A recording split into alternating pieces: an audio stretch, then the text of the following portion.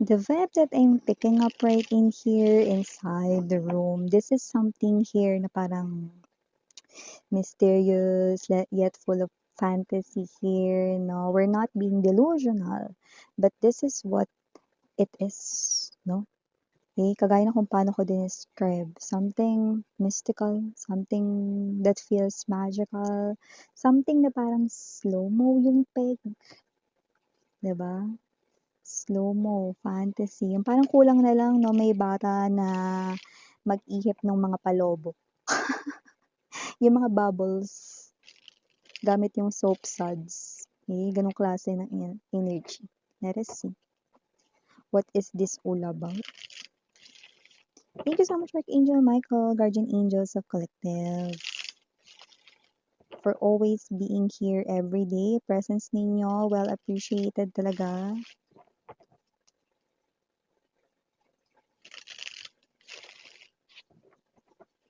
Oh.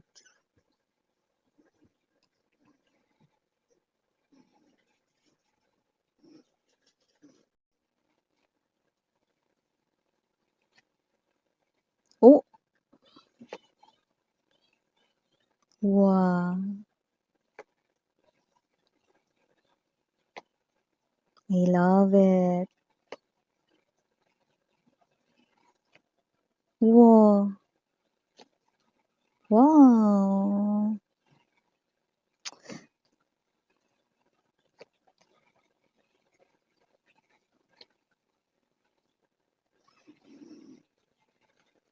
Wow! Look at how this person here magde-develop ang kanyang energy. From Knight of Cups, no, magiging King of Cups pa yan. Okay? So, hindi ako pwede magkamali. Kung sino man tong energy na to, there's this new person who will definitely create your dream life. Okay? Like what I'm telling you. Yeah, this person here is someone no, na makakatuluyan mo in love. Pero this person will change your whole world, sweetheart. Like your world will never be the same. Okay? Wow, will never be the same. Okay? This person here will be your anchor. This person right in here will support you all the way kung ano rito yung mga gusto mong gawin, no? And unbelievable because this person here clearly knows what kind of life yung gusto mo rito, no? What kind of dream world ang gusto mo rito when it comes to love, no? So I do see, no, dream life, dream world, definitely. This is someone here who will appear as your dream guy or dream boy. Dream boy? Mr. Dream Boy, or Miss Dream Girl, taray, Dream Girl. So whatever the case may be, this person here is definitely playing this sweet sound to my ears. So ibig sabihin itong tao na to no, is none other than the person who will love you and in the distant future mas mamahalin ka pa niya dito. See how the Knight of Cups no ay na-develop as the King of Cups. So definitely, this is something here might be unbelievable sa inyo, but I do pick up na yung karamihan sa inyo. This person is not yet entering pa your life, but this person here will definitely very pretty soon, no? When we say pretty soon, this person right in here will appear in your near future, immediate future for others, no? Ibig sabihin, hindi na matagal yung hihintayin ninyo. Others of you, you've already nakita na yung glimpse nitong tao na to. Okay? So, whatever the case may be, wow! So, definitely new love to Wala ritong mabahong energy ng ex nyo. Wala ritong energy ng mapanakit. Okay? So, bago natin pag-usapan ito, more batiin na natin everybody. Hi and hello there everyone. My name is Yan. Welcome new subscribers. Returning Istambuyers, thank you so much. Puyaters, thank you so much. At pwede rin pong i-switch yung roles dito kasi alam mo kahit pagpalit-palitin ko to, okay? Energy mo, energy niya. No? Magiging shared energies lang ito. No? Because you will both feel the same way. You will reciprocate each other's love and affection. You will do the same, no? Action speaks right in here, no? At nakikita natin dito na itong tao na to, no, ay ang person destined for you. And yun nga 'no, wala tayo ditong time period pero halos lahat sa inyo ito ay parating pa lamang 'no, ito ay, OTW pa lamang 'no, at nakikita ko rito na yung iba nakita niyo na siya, pero yung pagkakaroon ng koneksyon at malalim rito na koneksyon ay, mangyayari pa lamang. Okey, kaya naman stay tuned in. So yun nga 'no, definitely this person here will enter your life at magugulat ka kasi you both have the same vision of dream world. Meaning to say, 'di ba, parang meron ka rito na parang, nasa isip mo na, "Ay gusto ko sa isang love life ganito yung person ko, ganito yung pag-uugali niya, blah, blah, blah," 'no? And unbelievable kasi yun din yung nasa isip nitong person na 'to 'no, knowing na hindi mo pa siya kilala. You've not met this person here yet 'no, hindi pa kayo nagkikita, hindi mo pa alam pangalan niya, hindi mo pa okay, although yung iba nakita niyo na yung glance niya rito, I mean yung glimpse niya rito 'no, that could be a sneak peek here 'no, and others 'no, especially yung mga matataas yung intuition, you've already seen this guy, dream boy, dream girl, Miss Dream Girl mo, whatever, at ang gender dito LGBTQs, or of course welcome din kayo 'no. You've already seen, even the shadow or even hear this person's voice in your dreams. You might not remember it, but you already did. Okay? So whatever the case may be, I do pick up that this is not someone here who's ordinary. Like this person here is not just passerby. This person here will definitely stay. Kahit na yung iba sa inyo, no, mananawa na lang kayo rito, no, na parang kayo na lang yung susuko kasi lagi siyang nandiyan. So definitely 'no, yun ay parang binibigyan ko lang kayo dito no, ng pakahulugan. Hindi ko sinasabing magkasawa kayo with this person.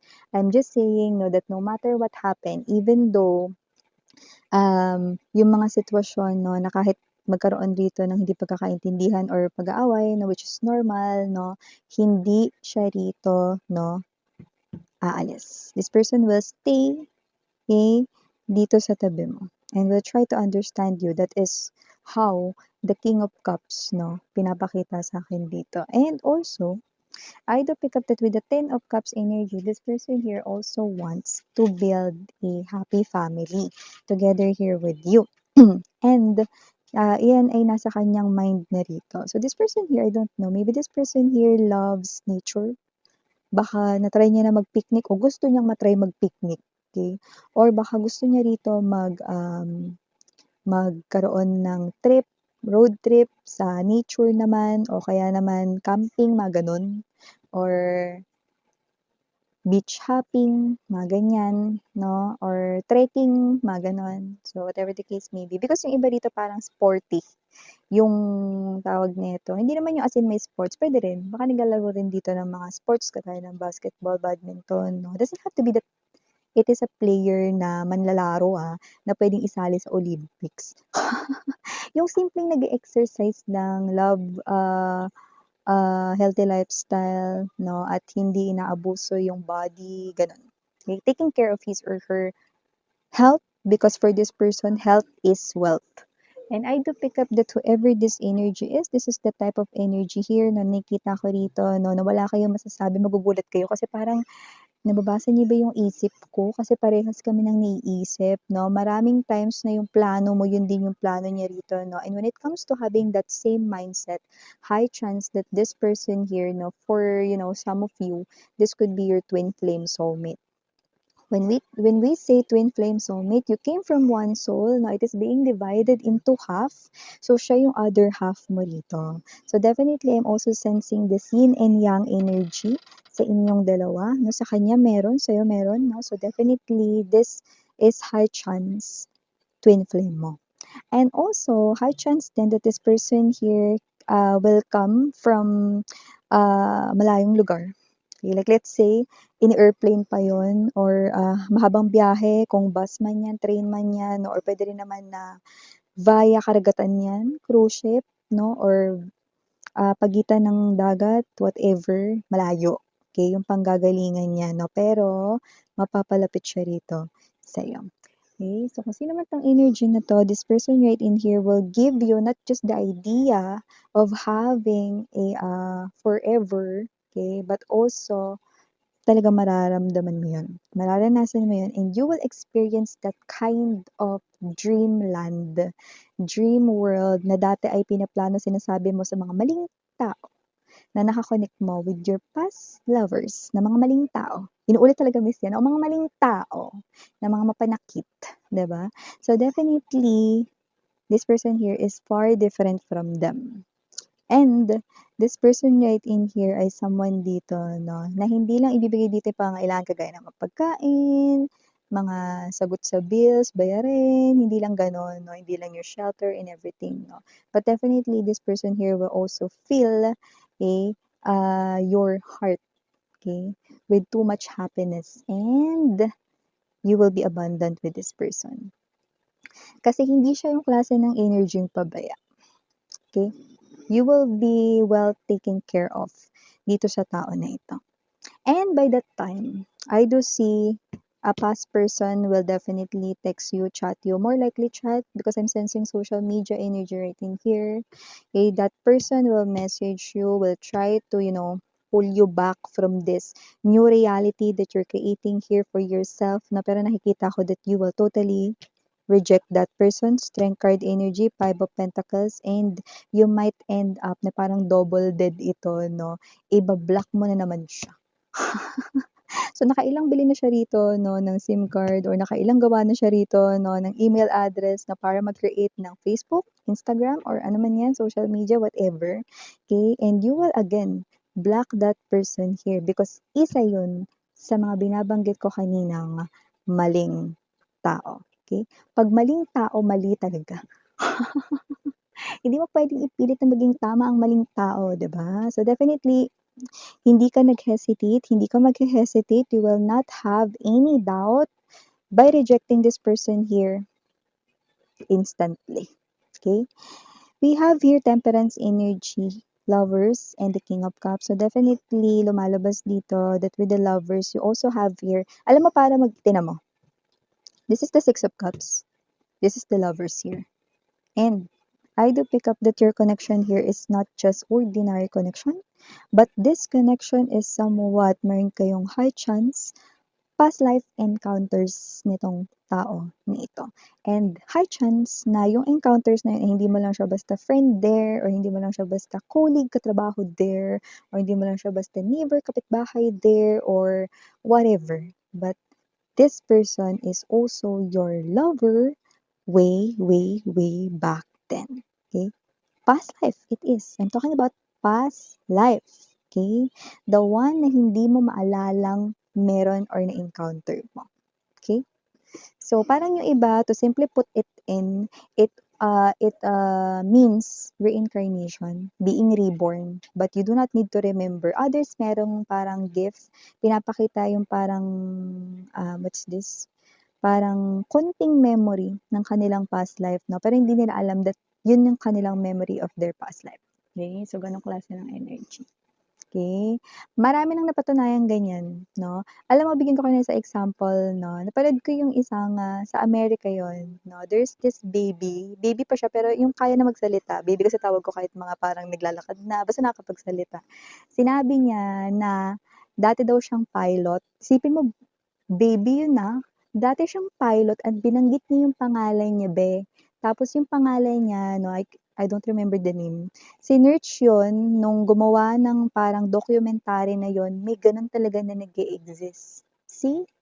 Ibig sabihin, that memory na naaalala ng baby is the memory of his or her past life, no? And now, na ngayon, no, na-reincarnate siya dito, no, merong parang natirang ganon. So definitely, it's a very rare situation, but past life is definitely indeed true. Diba? So, kung hindi mo man naaalala yung sa inyong dalawa, okay lang yan. But definitely, sinabi ko naman na sa inyo that you both have that. Okay? That's why your connection here is pretty strong, coming in pretty intense, and that will make your connection here na magiging matibay. Three of Pentacles energy. And nakita ko rito that you will be so happy dito sa person na to. Matatanggap ka rin dito ng mga people sa kanya ritong life. Yun ang nakikita ko rito, no? With whole heart, Kasi wala rito ako nakikitang mga e-epal 'no, yung mga parang mangmamata or magsasabi, "Alam mo di kayo bagay be." Wala akong nakikitang gano'n. So, kung sino man 'tong energy na 'to, definitely, this is the type of energy here 'no, na wala kang magiging problema, okey? Hindi ko nakikita rito na kung meron man na hindi pagkakaintindihan 'no, or misunderstanding dito 'no, ang babaw lang nun, okey? Hindi ko nga kayo nakikita rito 'no, na yung pagtampuhan or yung galit ninyo ay magla-last all day, 24 hours, like, Anya, okey? Hindi hahayaan nitong person na 'to na gano'n yung mangyari. And both of you hindi rin, okey? Your connection will be, as strong 'no, as yung hammer ni Thor, okey? You know that kind. So, yung nakikita natin dito, bongga. Oh, initials ng mga be, we have here capital letter K, capital letter E, capital letter C, capital letter D, and capital letter M. We also have here capital letter Y and capital letter Q. At small letters, we have here O for A, maaaring double ito. Okay, so just take only what resonates. We also have here small letter H. We also have here small letter I. And last but not the least, we have here small letter U. At meron din tayong nakikita ritong number, infinity symbol number 8. So definitely hindi lamang yon, hindi lang infinity and beyond ang meron sa inyo or magkakaroon sa inyong connection, but 8 also is the number of finances. You will be abundant right in here. Abundance, prosperity will definitely come into your life with whoever it is. Partner coming in sa'yo. This person right in here could have mole sa kanyang face. Whatever the case may be, just take only what resonates. That might be a specific sign or clue, but might not resonate to each and every one of you. So yeah, again, in your Yana, only for the girls in Yana, do not for the voice. Please to check out other channel if interested. Thank you again, Sarang Ngayal of and Light.